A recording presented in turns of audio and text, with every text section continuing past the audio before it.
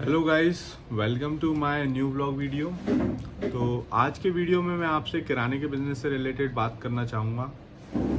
कुछ मैं किराने के बिज़नेस से रिलेटेड जानकारी देना चाहूँगा। अगर आप किराने का बिज़नेस कर रहे हैं या फिर आप करने का सोच रहे हैं तो ये वीडियो आपके लिए खास रह सकता है। तो अगर जैसे कि मैं बताऊँ, किराने के बिज़नेस में सबसे पहले तो आपको प्रॉफिट मार्जिन बताऊँगा कितना क्या रहता है। ठीक है, अगर आप मतलब अच्छे तरीके से चलाएं, मतलब ज़्यादा कोई ओवर रेटेड ना बेचे, कुछ मार्केट से कम रेट पे भी बेचेंगे आप, मतलब आजू बाजू कंपटीशन किराने में बहुत ज़्यादा है। अगर आप फिर भी कंपटीशन को देखते हुए भी कम से कम बेचेंगे तो आपको मतलब गिरी से गिरी स्थिति में 10 से 15% मार्जिन मिनिमम आपको मिल ही जाएगा। और अगर कंपटीशन कम है तो फिर आप 18% तक टच कर सकते हैं। ठीक है। और अगर आप जैसे किराने की शॉप है, किराने की शॉप्स में क्या डिस्काउंट्स का सिस्टम कम चलता है, तो वहाँ पे मार्जिन 20-20, 25-25% तक मिल जाता है।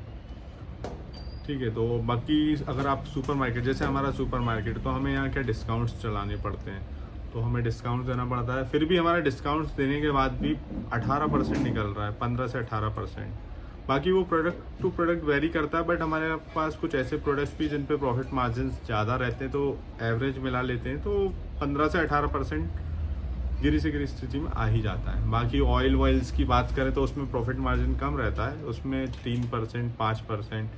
बाकी अगर रेट में वेरिएशन आ गया, जैसे रेट हाइक हो गया ऑयल का, तो उसमें 10-10, 15-15% भी चले जाता है। वो डिपेंड करता है, कभी कभार होता है वो ऐसा, अगर आपके पास स्टॉक है तो।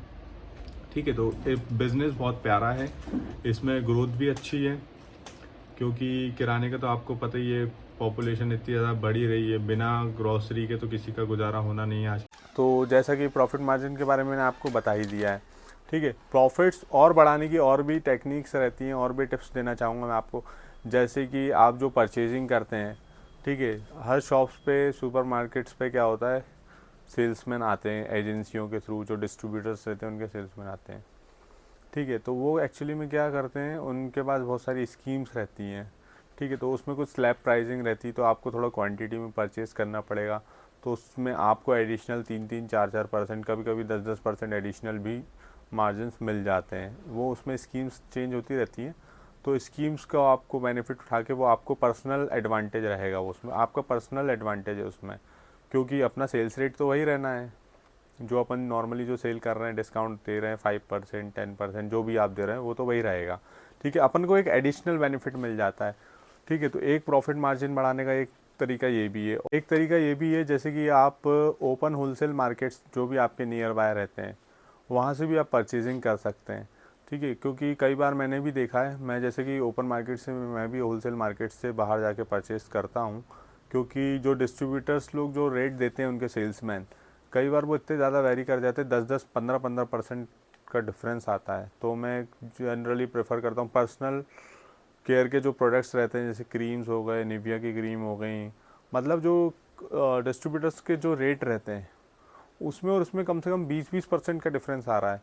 तो मैं कोशिश करता हूँ कि जहाँ से मुझे बेनिफिट हो वहीं से मैं परचेस करता हूँ। तो वो मुझे पता चल चुका है क्या आइटम मुझे डिस्ट्रीब्यूटर से लेना है, क्या मुझे बाहर से लेना है, क्या मुझे ऑनलाइन बुलवाना है, सब मुझे पता चल चुका है। क्योंकि मेरे 4 साल से ज़्यादा ही हो चुका है मेरे सुपर मार्केट को, 4 साल के से ज़्यादा ही हो गया, 5 साल होने वाले हैं। ठीक है।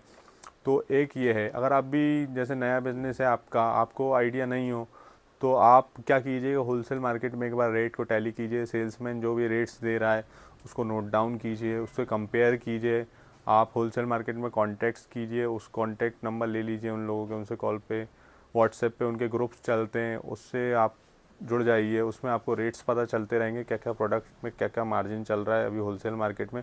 बाकी सेल्समैन तो वीकली विजिट करते हैं, वो आपको रेट दे ही देंगे। तो एक तरीका ये है आपके प्रॉफिट मार्जिन को बढ़ाने का। तो जैसा कि आप ये डिस्प्ले देख रहे हैं, ये नेस्ले वालों का डिस्प्ले है, इसमें भी अपने थोड़ा प्रॉफिट जो है एडिशनल मिल जाता है इसमें। जैसे कि डिस्प्ले बनाने का ये अपने को 3% एडिशनली हर बिल पे आपको, जो भी आपकी बिलिंग हो रही है उसका 3% एडिशनल मिलता है। इससे भी अपना थोड़ा सा प्रॉफिट और एडिशनल आ जाता है। ठीक है। और जैसे कि ये फिर ये कैडबरी वालों का देखिए आप, ये कैडबरी, इसमें भी वही सेम है, 3% अपने को एडिशनल मिल जाता है। ऐसी और भी विंडोज़ लगी हुई हैं, तो मैंने अभी आपको फ़िलहाल कैडबरी और नेस्ले का दिखाया है। इसकी जैसे कि हम अपने को जो है फ्रिज भी मिलती है, फ्रिज दिखाता हूँ मैं आपको। सो गाइस, जैसे कि मैंने आपको बता दिया कि प्रॉफिट कैसे क्या बढ़ाया जा सकता है, तो अब मैं आपको बताऊंगा कि अगर आप बिज़नेस करना ही चाहते हैं, वाकई किराने का, ग्रॉसरी का बिज़नेस करना चाहते हैं, तो आपको सुपरमार्केट ओपन करना चाहिए या फिर किराने की शॉप। तो उसके लिए आप पे डिपेंड करता है। वैसे ट्रेंड में तो अभी सुपरमार्केट्स हैं, सुपरमार्केट में ही ब्राइट फ्यूचर है, क्योंकि अभी आप देख रहे हैं मॉडर्न ट्रेड चल रहा है, डी मार्ट्स, बिग बाज़ार, ये सब चल रहा है। हालांकि नॉर्मल इंसान तो ये ओपन कर ही नहीं सकता, सोच भी नहीं सकता है। तो सुपरमार्केट का तो फिर भी सोच सकते हैं, हर किसी के बस की नहीं है इतने बड़े लेवल पे खोलना। तो सुपरमार्केट एक्चुअली में क्या 30 से 40 लाख के इन्वेस्टमेंट ओपन हो जाता है, बट हर इंसान का बजट नहीं है 30-40 लाख का, और वो बिज़नेस करना चाह रहा है, तो फिर वो थोड़ी मॉडर्न टाइप में किराना शॉप ओपन कर सकता है, 8-10 लाख में ओपन हो जाएगी। और अगर सुपरमार्केट ओपन करना चाह रहा है, 30-40 लाख की इन्वेस्टमेंट है सामने वाले के पास, इतना इन्वेस्ट कर सकता है, तो इसके साथ साथ 30-40 लाख होने के साथ साथ उसके पास खुद की जगह भी होना चाहिए। रेंटेड शॉप पे मैं सजेस्ट नहीं करूँगा कभी भी आप सुपरमार्केट ओपन कीजिए। किराना शॉप आप ओपन कर सकते हैं, बट रेंटेड शॉप पे मैं सुपरमार्केट के लिए सजेस्ट नहीं करूँगा कभी भी, क्योंकि उसमें आपको लॉस ही होना है एट द एंड। ठीक है, क्योंकि एक दो साल स्टार्टिंग में आपको बहुत ज़्यादा स्ट्रगल करना पड़ता है, कितने भी बड़े लेवल पे खोल लीजिए आप, तो पूरा रेंट में चले जाता, मतलब बहुत ज़्यादा एक्सपेंसेस रहती हैं सुपरमार्केट में। ऐसा नहीं है कि आपकी सेल आ रही है तो पूरा आपके जेब में जाएगा, क्योंकि एम्प्लॉयज़ को भी पे करना पड़ता है। सुपरमार्केट्स में एक्चुअली में क्या, एम्प्लॉयज़ भी 4-4 5-5 तो मिनिमम आपको रखना, 4 तो मिनिमम रखना ही पड़ेंगे, क्योंकि पैकिंग का भी देखना है, फिर पैकिंग के बाद जो माल आता है उसको जमाना, बिलिंग के लिए 2 लोग होना ज़रूरी है, क्योंकि कभी कोई छुट्टी पे जा रहा है, कभी कोई छुट्टी पे जा रहा है, तो आपको मिनिमम 4 लोगों का स्टाफ चाहिए ही चाहिए।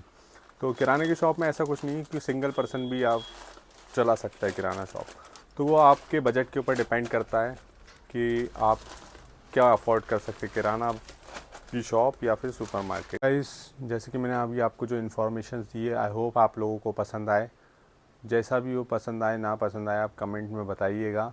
फ्यूचर में मैं और भी वीडियोस बनाना चाहूँगा जिसमें मैं पूरा एक्सप्लेन करूँगा हम लोग कैसे क्या इन्वेंट्री को मैनेज करते हैं, कौन सा बिलिंग सॉफ्टवेयर यूज़ करते हैं, कैसे क्या हम एफिशिएंटली पैकिंग करते हैं, कैसे बारकोड डिज़ाइनिंग करते हैं, सब आपको हमारे फ्यूचर वीडियोस में दिखेंगे। तो आप फ्यूचर वीडियो को देखने के लिए चैनल को सब्सक्राइब कीजिए, वीडियो पसंद आया हो तो लाइक कीजिए, अगर कुछ कमी रही हो तो आप कमेंट करके बताइए, ताकि मैं अपने फ्यूचर वीडियोस में जो हूँ उसको इम्प्रूव करूँ।